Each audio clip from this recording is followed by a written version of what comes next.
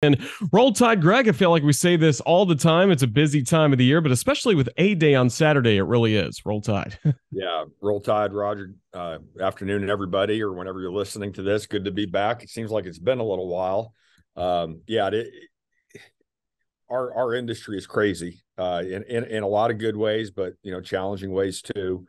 And it's just you love what athletics is. It brings everybody together, and just you have teams competing all the time.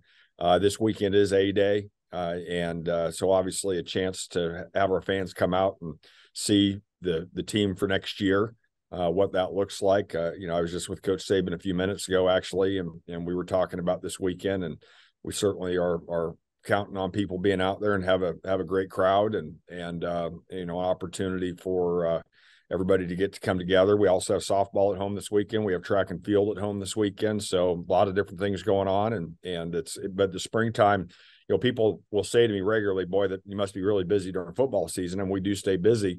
Actually, the spring is the busiest time because of the sports that are playing during that, especially baseball, softball, and tennis, a lot of home events. And so it's event intensive. And on top of all the other day-to-day operations that we have as a department as well. One of the traditions I like about A-Day is the fact that we get to look back at the past of Alabama football, plus look forward for what's coming up this upcoming fall with this new team. Do you enjoy that as well with the Denny Chine ceremony, with our captains coming back to have their handprints and footprints in the cement, and then looking ahead to what's on the field for this year? Yeah, that is one of our absolute great traditions. I remember being able to do that my first year here. And just really just not only seeing our kids that are going in at that time, but also you go look at the footprints and the handprints over the years, and you're like, gosh darn, I mean, there's just some incredible names that are etched there forever in front of Denny Chimes. And so that is a wonderful tradition. I do try to get out there. I usually try to kind of hang out over to the side and in the background, because it's about, it's obviously it should be all about them and our coaches and Coach Saban.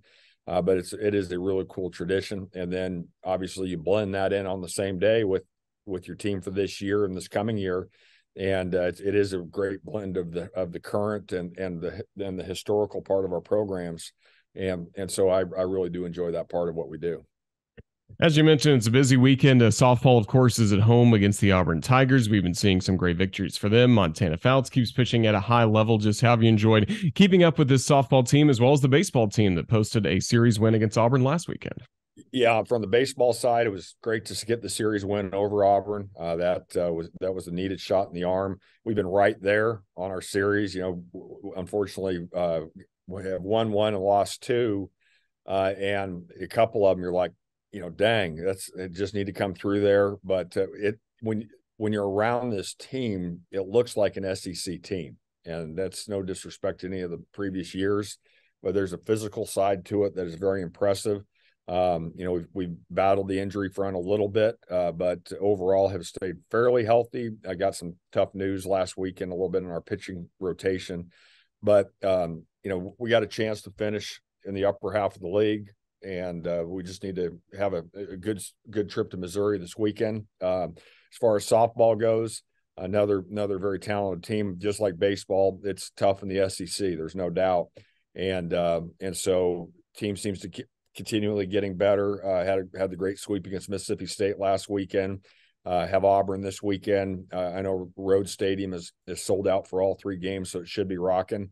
As many know, I'm on the NCAA men's basketball committee, so I was gone pretty much the entire month of March, and so this weekend is going to be the first time I've been in town for a home weekend series in a long time. So it'll be great to see the team play and be around our softball team. My Friday we're going to give us a chance to honor Montana Fouts and what she's meant to our institution. So I know people will be excited to be out there to recognize her as well. So really, and exciting to see the teams being in a position to finish strong for the year, hopefully within the SEC, then get to postseason and see what we can do in the NCAA tournaments as well. Well, the last time we had our monthly conversation, it was just after Selection Sunday in basketball. You mentioned your role on the committee, so a very busy time for you. Just as you look back to this past basketball season for Alabama, what are you most proud of on the men's and the women's side? Well, the women got back to the NCAA's for the second time in 3 years, and that's been good progress because we went for a long, long drought. And so appreciate the hard work by Christy Curry and her staff and the team to put ourselves in that position. I've met with a number of women's basketball recruits since the end of the year. Yeah, got a couple transfers it looks like that are coming in, and I think will boost, excuse me. Obviously the departure of Brittany and Meg and other departures that we've had. And then, so I think the foundation's good for future success there. On the men's side, even though we didn't finish the way we wanted to, it still was one of the greatest Alabama men's basketball teams of all time. And one of the things I've said is I've been around a lot of basketball teams, a lot of teams throughout my career, obviously.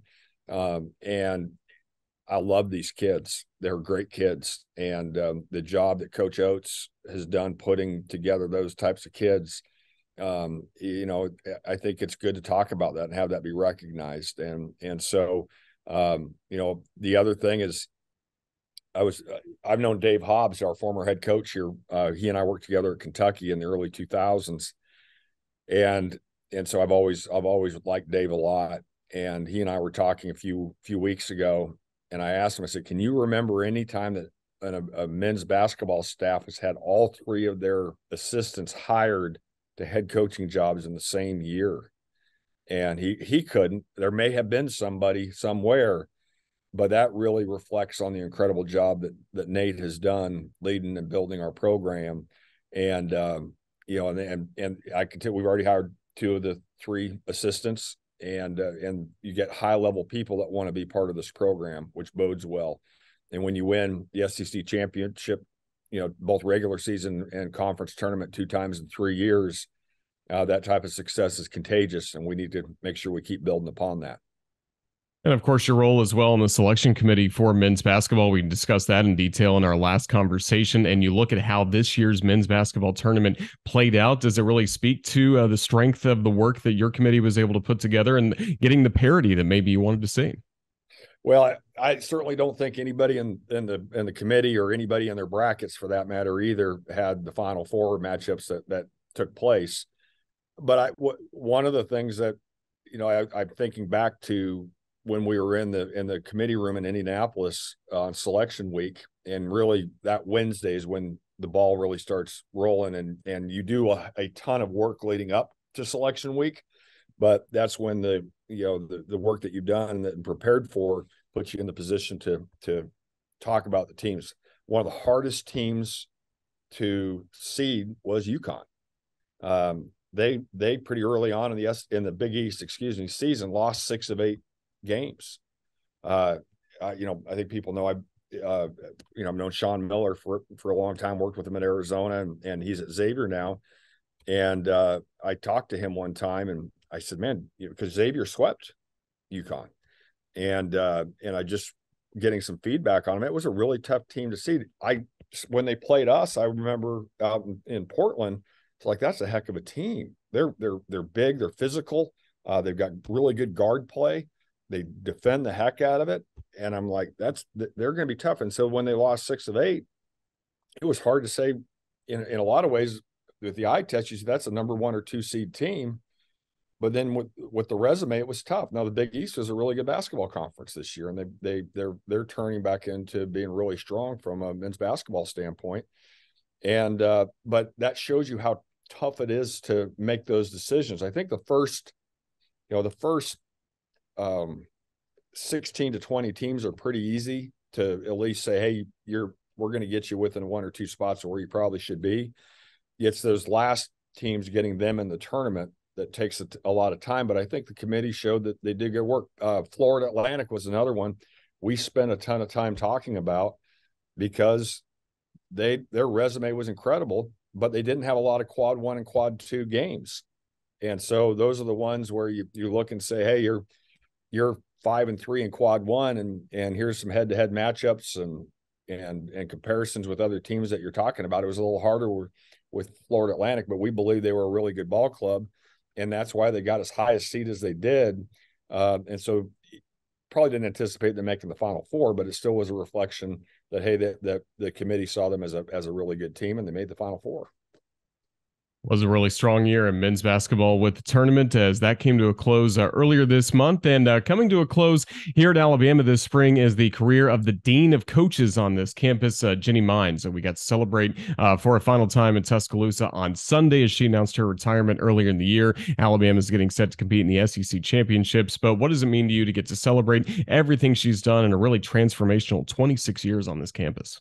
Yeah, she's had a heck of an impact on thousands of lives. And last week we had an all staff meeting, and one of the things we've been trying to do, especially since COVID, is be really encouraging to our staff and talk and thank them for everything that they do. We try to give out a bunch of attaboys and attagirls to the staff and recognize them. And one of the things we challenged our staff with back in August when we had the last meeting was, what's your why? Why do you do what you do? And I asked our executive team to put their why down on paper, send it to me. I asked them to talk to their coaches, the sports that they supervise, and get their why, and also the people that report to them in the athletic department staff. And I put up a couple on the screen to read in front of the entire department. And one of them was Jenny's. Other one was Lindsey Jones, who's part of our department, who's wonderful, does a great job for us. And Jenny just talked about the ability to impact so lives through coaching, lives through sport, other people that had impacted her. And we were going to recognize her anyways in front of the department because of her retirement, but I asked her to stand up in front of everybody so we could say thank you to her. And I'm in my 7th year here now. First time anybody's ever gotten a standing ovation at an Alabama staff meeting. Usually they're throwing tomatoes and garbage at me to get me off the stage. But in reality, it was really a special moment for her to be recognized for the incredible impact that she's made, and an inspiration for all of us to have the positive attitude, the energy, and the enthusiasm that she brings on a daily basis to her sport, to the people in her program, but to the people in our department. I don't know if I've ever heard one person say anything negative about Jenny because of what a positive influence she is. And we're going to miss having her around, even though she's going to retire, I think, here in Tuscaloosa, it sounds like. But she's been a wonderful representative of our university. Absolutely one of the best, Jenny Mines. Well, as we start to wrap up this interview, I wanted to ask you about something that I saw. It's kind of an industry website, D1 Ticker, taking a look at a lot of the latest news in college athletics. And they recently had a post where they had a book recommendation from every athletic director or conference commissioner throughout the entire nation. So obviously you're at the top of the list with Alabama. And the book you selected for this past year was Crucial Conversations. Just what could you tell us about that book and some of the reading maybe you do that helps keep you sharp and keep you looking forward in college athletics?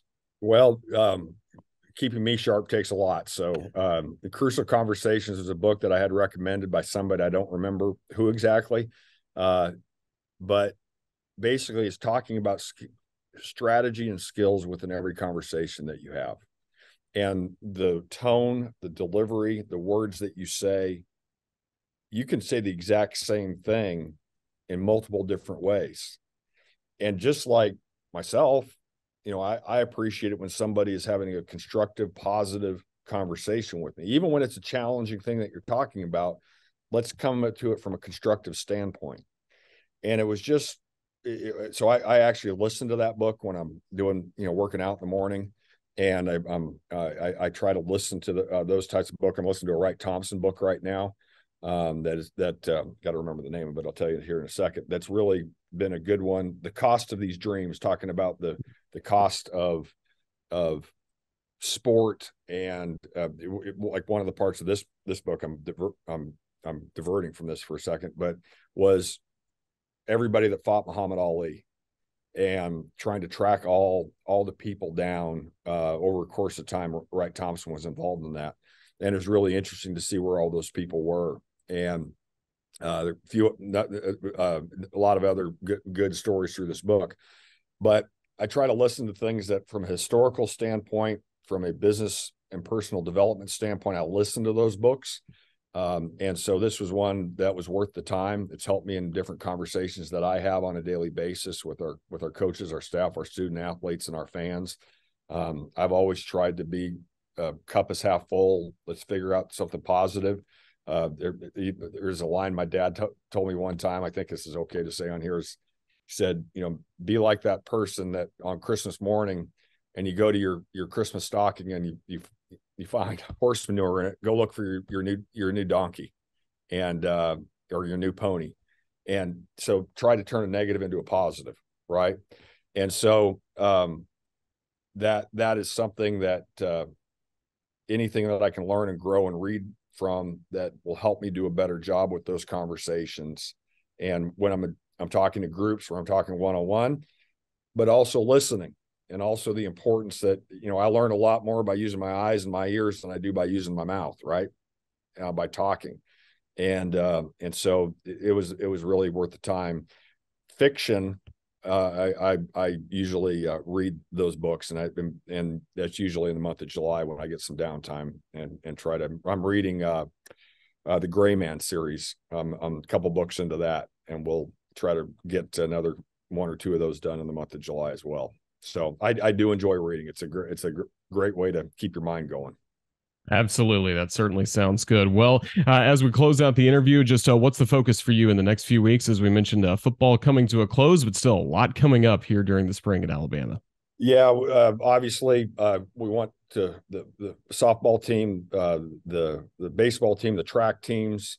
They all have a chance to finish, ranked highly in the country. Baseball, I think, has a great chance to go to a regional again this year and get in there. We get the bats going a little bit. Who knows what can happen?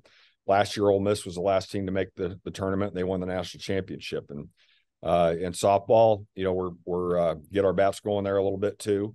But Murph's going to have them ready. Does such a great job with our program. I'm actually going to Fayetteville tomorrow to support Jenny in the SEC tournament. But